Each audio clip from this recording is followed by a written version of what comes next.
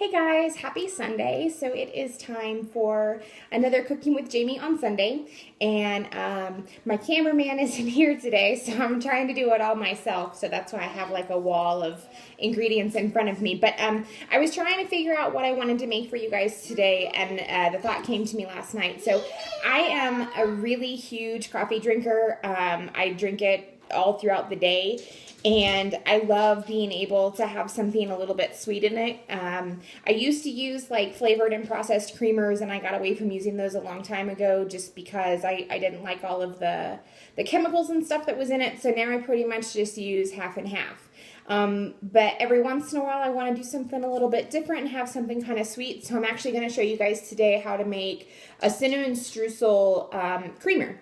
So the base is actually going to be this maple syrup and then this can of coconut milk. So what we're going to do is we're going to take the can of coconut milk, mix it with 4 tablespoons of the maple syrup, and we're going to boil it down on the stove.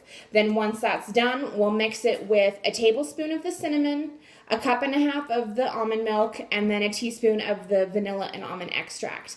I use an unsweetened almond milk. You can use, whatever kind of milk you're comfortable with, regular milk, or you can use, soy, whatever you'd like is fine.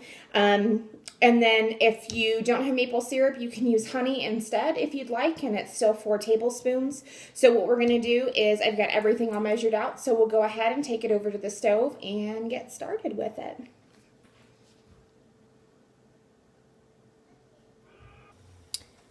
Okay guys, so I went ahead and got the coconut milk boiling. So once it starts to boil, what you want to do is you want to turn it down to simmer, and then you want to take your sweetener of choice. Like I said, I'm going to use the maple syrup. So go ahead and pour that in. Get that all in there. And then what you're going to do is you'll take your spoon, stir it up, and it'll kind of thicken up just a little bit. And then what you're going to do is you'll let that simmer for about 25 minutes. And then once it's all done with that, then we'll go ahead and we'll add our almond milk and our cinnamon and our vanilla almond extracts, okay?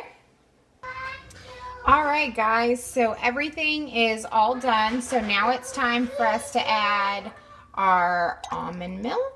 We're just gonna pour right in there. Then we're gonna add our vanilla and almond extracts. And then finally we'll add our cinnamon. And then we will go ahead and stir this all up.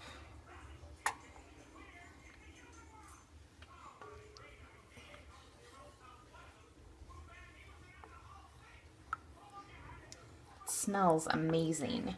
The thing that's really great about this coffee creamer is obviously there's nothing artificial or processed in it, but the other thing that's really great about it is the fact that it is dairy free and it is gluten free. Sorry, I'm having a little bit of trouble stirring and keeping the camera where it's supposed to be.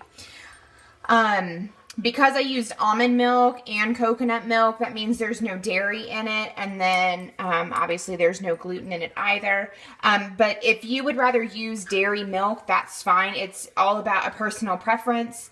I personally don't really use regular milk, so that's why I use the almond milk, obviously.